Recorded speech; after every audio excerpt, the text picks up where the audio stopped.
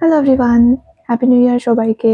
আজকের ভিডিওতে আমি আপনাদের দেখাবো কিছু বই যেগুলো আমি রিসেন্টলি কিনেছি আমাদের এখানকার লোকাল বইমেলা থেকে। এখানে বইমেলা হয়, গত বছরও গিয়েছিলাম। গত বছর ২ টো বই কিনেছিলাম। আমার কাছে যেগুলো বই আছে ম্যাক্সিমামই হচ্ছে সেলফ হেল্প বুক। তো নভেল আমি খুবই কম পড়েছি। আর একটা বইও পড়েছিলাম আমি, যেটা পড়ে আমার খুব ভালো লেগেছে। আমার বিয়ের সময় এটা আমি উপহার হিসেবে পেয়েছিলাম, বিভূতিভূষণ উপন্যাস সমগ্র ১ম খণ্ড। তো ওটা আমার এত ভালো লেগেছে বাংলা উপন্যাস পড়ে, তো ভাবলাম যে না এবছর বইমেলাতে আম বাংলা উপন্যাস কেনা যাক। তো কয়েকটা কিনেছি। তো পড়বো, ভালো লাগলে এরপরে আরো কিনবো। তো এবছর আমার ভিশন বোর্ডের মধ্যে নিউ ইয়ার যেহেতু পড়ে গেছে, সবারই তো মনের মধ্যে একটা কোনো না কোনো আশা আকাঙ্ক্ষা রয়েছে যে এবছর এটা পরিবর্তন করতে হবে, সেটা পরিবর্তন করতে হবে। তো আমি পরিবর্তন কি করতে হবে সেটা তো পরের ব্যাপার। আমি অ্যাকচুয়ালি কিছু এড করতে চাই আমার লাইফে।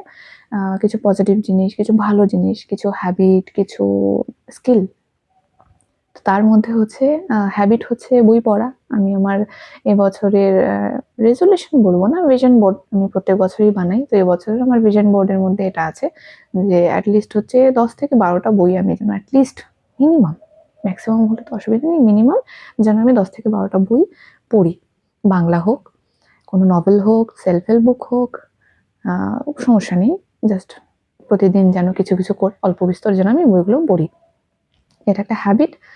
আর স্কিল বলতে আমি একটা বই কিনেছি, সেটা হচ্ছে কেন জানি না বই স্টলে গেলাম, যাওয়ার পর এটা দেখলাম, ইচ্ছে হলো, পুরো তো পড়িনি, মানে সবগুলো তো ভালো করে দেখিনি। এটা হচ্ছে সঞ্চয়িতা, শ্রী রবীন্দ্রনাথ ঠাকুরের। তো এখানে হচ্ছে কবিতা সমগ্র আছে। হঠাৎ করে ওই স্টলে দাঁড়িয়ে আমার মনে হলো যে না এই বছর আমি কিছু আবৃত্তি শিখতে চাই। আর এই বইটা নেওয়ার একমাত্র উদ্দেশ্যই হচ্ছে যে এই বই থেকে ২-৪ টে যদি আমি আবৃত্তি শিখে সেটাকে যদি আমি ভালোভাবে করতে পারি, তো ভালো লাগবে আমার। কারণ আমি একজনকে দেখেছিলাম এত সুন্দর আবৃত্তি করে। ওটাও একটা গুণ মানুষের মধ্যে, সত্যি বলতে। তো কেন জানি না মনে হলো যে আবৃত্তি শিখবো এবছর। ২-৪ টে হলেও। এই বই থেকে যদি আমি ২-৪ টে আবৃত্তি সুন্দরভাবে আপনাদেরকে আমি পড়ে শোনাতে পারি, মানে বলে শোনাতে পারি, তাহলেও মনে হবে এই বইটা কেনা আমার সার্থক। এটা হচ্ছে ফার্স্ট বই।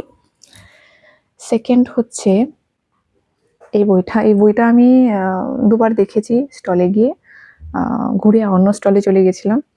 তো দেখছিলাম, ভাবছিলাম নেবো কি নেবো না, নেবো কি নেবো না। তো আমার হাসব্যান্ড পেছন থেকে এসে বলছে, ভালো যদি লাগে নিয়ে নাও, কি আছে?"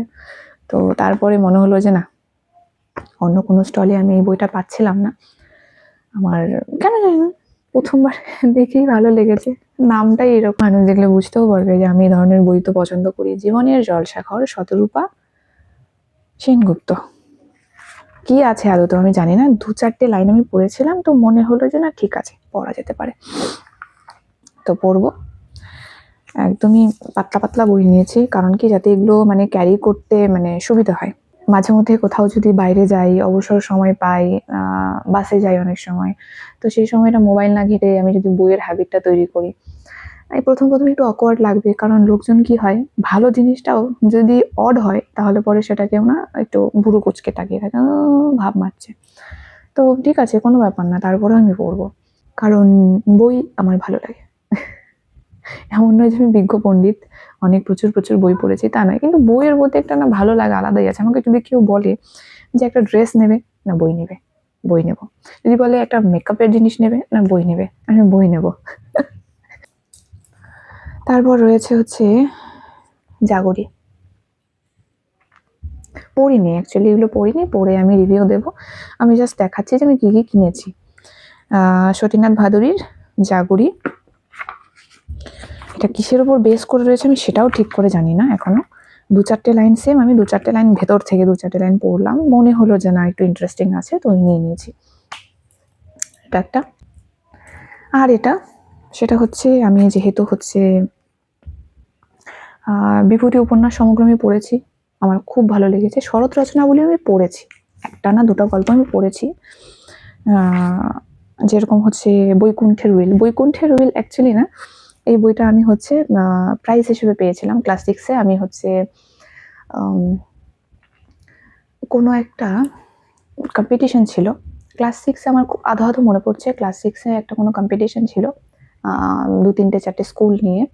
সেখানে হচ্ছে একটা গল্প, মানে বিভিন্ন মানে ভালো করে বলতে হবে, মানে কি বলে ওটাকে মনে পড়ছে না, যাই হোক। তো ওখানে আমি হচ্ছে ফার্স্ট হয়েছিলাম, ফার্স্ট কি সেকেন্ড হয়েছিলাম মনে নেই আমার, ফার্স্টও হতে পারি সেকেন্ডও হতে পারি, ওটা বড় বিষয় নয়, কিন্তু হয়েছিলাম কিছু একটা পজিশন। তো আমাকে হচ্ছে এই বইটা দেওয়া হয়েছিল, বৈকুণ্ঠের উইল বইটা দেওয়া হয়েছিল, এবং এটা আমি এত আনন্দের সাথে পড়েছিলাম, আমি জীবনে কোনোদিনও উপন্যাস পড়িনি সেরকম ভাবে। ক্লাস 6-এ পড়ি তখন, কিন্তু যেহেতু প্রাইজ হিসেবে পেয়েছিলাম তো আমার মানে ওটার প্রতি একটা আলাদাই ভালো লাগা ছিল আর কি। বৈকুণ্ঠের উইল এটা পড়েছিলাম, পল্লী সমাজটা পড়েছি, বিরাজবউ পড়েছি, পরিণীতা পড়েছি, বাকিগুলো আমার পড়া হয়নি, এগুলো আলাদা আলাদা পড়েছি। আর এখান থেকে আমার মনে নেই, তো পড়েছিলাম শরৎ রচনাবলী আমি পড়েছি, একদমই পড়িনি তা না। তো মনে হলো যে এটা একটা নিয়ে, এটাও গিয়ে দোকানে গিয়ে ঘুরঘুর করছিলাম যে নেবো কি নেবো না, কারণ অ্যাকচুয়ালি না এরকম টাইপের বাল্কি বই ক্যারি করা পসিবল হয় না, বাড়িতে বসেই পড়তে হয়। আর বাড়িতে সময় হয় না তা না, বাড়িতেও সময় হয়, কিন্তু এরকম মানে ক্যারি করার মতো হলে না ইজি হয় আর কি, যেখানে বসে সেখানে বসে বসে পড়ো, অসুবিধা নেই। তারপরেও ভাল লাগলো তাই নিলাম এটা, এটাই পড়ে শেষ করি আগে, তারপরে না হয় অন্য রাইটারের গুলো দেখা যাবে। কি ভালো লাগছে আমার, খুব ভালো লাগছে। বই আমার খুব ভালো লাগে, নতুন নতুন বই পড়বো, দেখবো যে পড়েছি এই গল্পটা। চারটে চারটে বই আমার, জানি না ভিডিওগুলো কে দেখবে না দেখবে, কিন্তু আমি তো খুব খুশি, যে জন্য আমি ভিডিওটা করে রাখছি আমার নিজের দেখার জন্য, যদি কেউ নাও দেখে থাকে। কারণ জীবনে কিছু পজিটিভ পরিবর্তন করতে হলে নিজের হ্যাবিটগুলোকে চেঞ্জ করতে হবে। আমরা কোন জিনিসটায় সময় দেই, কোন জিনিসটায় আমরা মনোযোগ দিই, সেটা ম্যাটার করে ভীষণভাবে। তো আমি এখন থেকে ঠিক করেছি যে আমার যে জিনিসগুলো ভালো লাগে আমি সেগুলোর উপরই মনোযোগ দেবো, বাকি আদার্স যেগুলো পজিটিভ হওয়ার তো হবেই লাইফে, মানে এগুলো আমার কন্ট্রোলের মধ্যে নেই, এগুলো আমার কন্ট্রোলের মধ্যে আছে, যেমন বই পড়া, আরো কিছু ভালো হ্যাবিট আছে যেগুলো আমি পরে পড়বো আস্তে আস্তে। টাটা সবাইকে। আমার বইগুলো কেমন লাগলো তোমাদের, তোমরা কি পড়েছো এই টাইপের বইগুলো, কোনো একটা বই কি পড়েছো তোমরা? যদি পড়ে থাকো তাহলে আমাকে জানাবে।